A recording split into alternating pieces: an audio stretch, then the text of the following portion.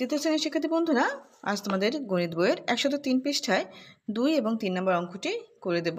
দেখো 2 নম্বরে আছে রিয়ার 5-এর 4 লিটার জুস আছে এবং হিয়ার 5-এর 3 অর্থাৎ 5 ভাগে 3 ভাগ জুস আছে। তাহলে হিয়ার থেকে রিয়ার কত লিটার জুস বেশি আছে? তাহলে আমরা দেখতে পাচ্ছি যে রিয়ার জুস আছে 5 ভাগে 4 লিটার, হিয়ার জুস আছে 5 ভাগে 3 লিটার।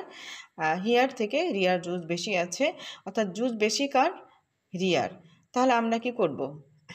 রিয়ার জুস থেকে আমরা হিয়ার জুস বাদ দেব। তাহলে হিয়ার জুস থেকে রিয়ার জুস বেশি আছে, তাহলে আমরা রিয়ার জুস আছে 5-এর 4, 5-এর 4 বিয়োগ 5-এর 3 আমরা বাদ দেব, বিয়োগ করব। তাহলে বিয়োগ করে আমরা পাই 5, এই 4 বিয়োগ 3, অর্থাৎ এই দুইটা 5 আছে হর, সাধারণ হর হলো 5। এরপর আমরা কি করব?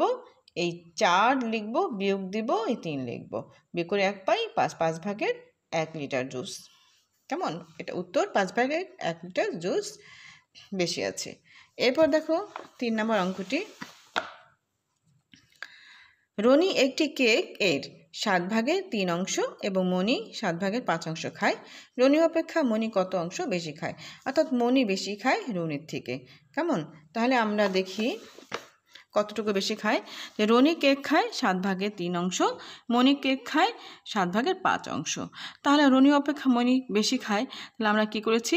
মনির থেকে রনিরটা বাদ দিয়েছি।